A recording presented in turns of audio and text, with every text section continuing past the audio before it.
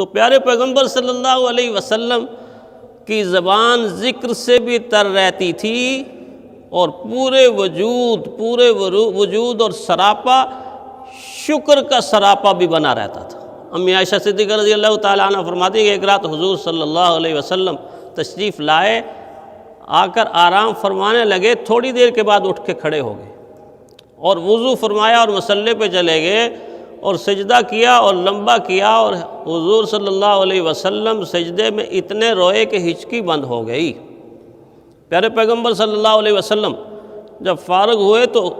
امی عائشہ صدیقہ رضی اللہ تعالیٰ عنہ نے تسلی دی، اللہ کے نبی آپ تو گناہوں سے محفوظ ہیں، آپ تو گناہوں سے معصوم ہیں، آپ کا کوئی گناہ بھی نہیں ہے، آپ اتنی گریہ زاری کیوں کر رہے ہیں؟ تو رحمت کائنات صلی اللہ علیہ وسلم نے فرمایا افلا اکون عبدا شکورا، افلا اکون عبدا شکورا، کیا میں اپنے اللہ کا شکر گزار بندہ نہ بنوں؟ کیا میں اپنے اللہ کا شکر گزار بندہ نہ بنوں؟ یعنی یہ فرمایا کہ دیکھیں اللہ تعالیٰ نے کس یتیمی کی حالت سے مجھے اٹھا کر عرش معلیٰ پر بلا لیا اور مقام محمود عطا کر دیا، اور اتنی بڑی فضیلت کے نبیوں کا نبی، رسولوں کا رسول، اماموں کا امام اور امام المرسلین اور امام المعصومین بنا دیا۔ کیا ان نعمتوں پر میں اللہ کا شکر ادا نہ کروں؟ تو گویا ایک انسان جب شکر کے عالم میں آتا ہے، شکر کی کیفیت میں آتا ہے، پھر کوئی مصیبت اس پر مصیبت نہیں رہتی۔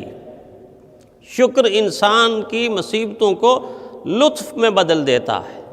پھر اس انسان کو ہر حال کے اندر اللہ تعالیٰ کی طرف سے آنے والی جتنی بڑی آزمائش ہو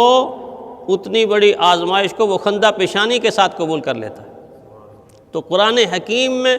اللہ تعالیٰ نے جہاں شکر کی تلقین کی، تاکید کی، احکامات سے نوازا،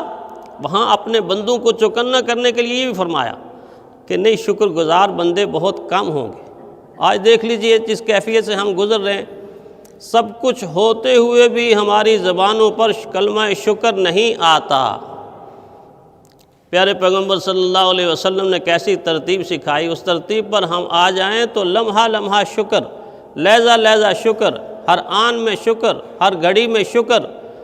اور زندگی کے ہر موڑ پر شکر ہماری زبان سے جاری ہو جائے، ہمارے دل سے جاری ہو جائے۔ اس لیے کہ کائنات کا پتہ پتہ تو اللہ تعالیٰ کا ذکر بھی کرتا ہے، شکر بھی کرتا ہے۔ وہ کہا نا کسی نے کہ سناگو پتہ پتہ ہے خدایا دم بدم تیرا، زمیں تیری فلک تیرا ہے موجود و عدم تیرا، جو دنیا میں تیرا کھا کر تیرے شکوے کریں یا رب، تعجب ہے کہ ان پہ بھی ہے لطف و کرم تیرا، ہے لطف و کرم تیرا۔ جو شکوہ شکایت کرتے ہیں اللہ تعالیٰ ان کو بھی دنیا میں عطا کرتے ہیں، لیکن شکوہ شکایت دراصل کفر کی ایک شکل ہے۔ اس لیے قرآن کے اندر اللہ تعالیٰ نے فرمایا ما یفعل اللہ بعذابکم، اللہ تعالیٰ آپ کو عذاب کیوں دیں گے؟ ما یفعل اللہ بعذابکم ان شکرتم وآمنتم، اگر تم شکر گزار رہو، ایمان کی حالت میں رہو، تو اللہ تعالیٰ آپ کو عذاب کیوں دیں گے؟ اللہ عذاب تو نہیں چاہتے، اللہ تو چاہتے ہیں میرا بندہ کامیاب ہو جائے۔ اور سب سے بڑی خوشخبری اللہ تعالیٰ نے قرآن حکیم کے اندر فرمائی شکر گزار انسان کو کہ اگر تو یہ چاہتا ہے کہ تیری نعمت جو اللہ کی طرف سے تجھے ملی ہوئی ہے وہ برقرار رہے، تو بس شکر ادا کرتا رہو۔ لَإِن شَكَرْتُمْ لَأَزِيدَنَّكُمْ، جب انسان نعمت پر شکر ادا کرتا ہے تو دو فائدے، ایک تو یہ کہ وہ نعمت باقی رہتی ہے، دوسرا فائدہ یہ کہ اس نعمت میں اضافہ ہوتا رہتا ہے، اضافہ ہوتا رہتا ہے۔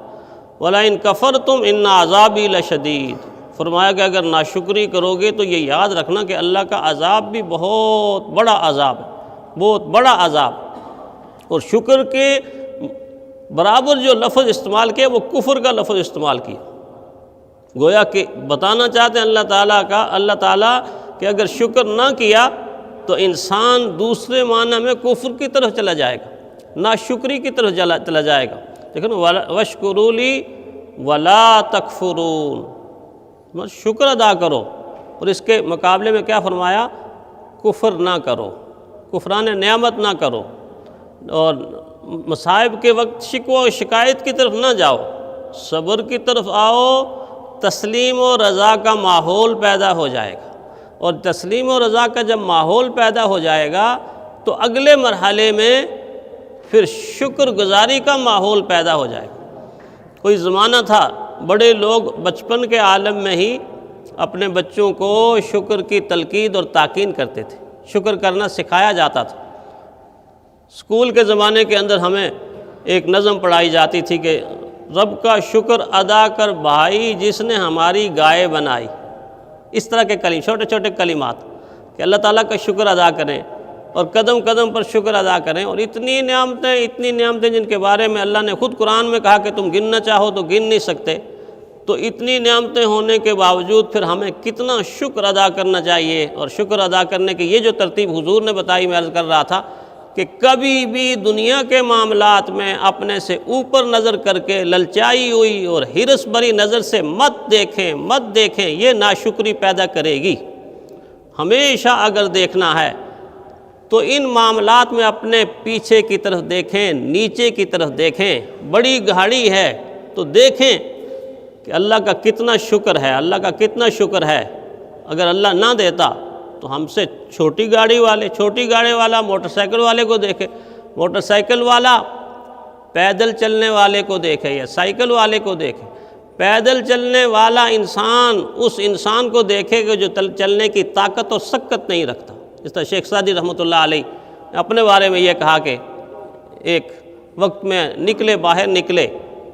تو جوتے موجود نہیں تھے، اور دل کے اندر یہ بات آئی کہ میں چل رہا ہوں اور جوتے نہیں ہیں، لیکن تھوڑے سے آگے گئے